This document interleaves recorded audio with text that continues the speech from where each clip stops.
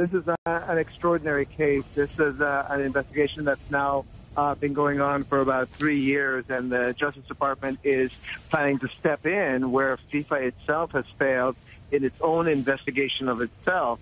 We're told that they're preparing to file charges or announce charges later today in New York, in Brooklyn, New York, against 14 officials and FIFA. These are corruption charges. There's everything from money laundering to tax evasion charges. And the question that people might be asking is why U.S. officials feel that they have any authority to bring charges against FIFA officials. Obviously, this is an organization that's based in Zurich, Switzerland, and it is the world's governing body of soccer. Well, from the U.S. standpoint, they feel that their jurisdiction lies in the fact that the U.S. is still the largest funder for the World Cup in the form of TV networks that pay for the TV rights for the World Cup.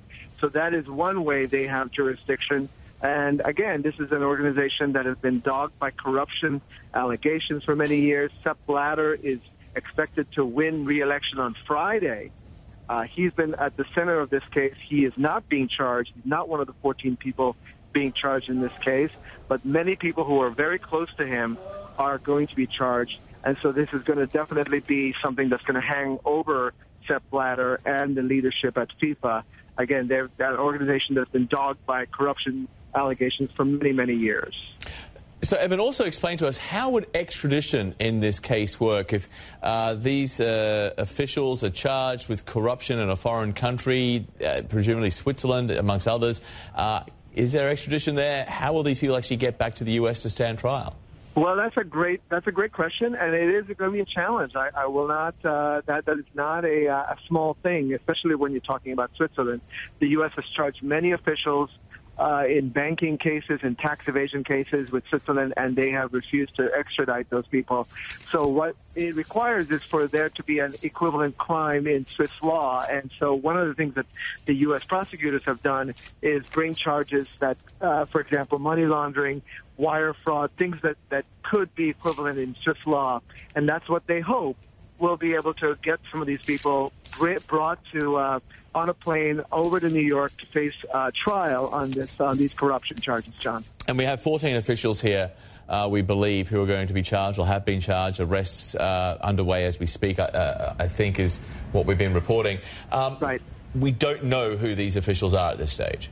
Right, exactly. We have some names. We're not going to say those right now. There's still some arrests being made. It is very early morning in Zurich right now, and those arrests are being made as we speak.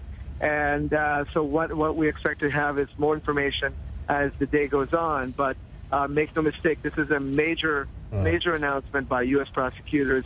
They're sending a message. Again, FIFA is facing an election on Friday for its leadership. Sepp Blatter has been the longtime leader.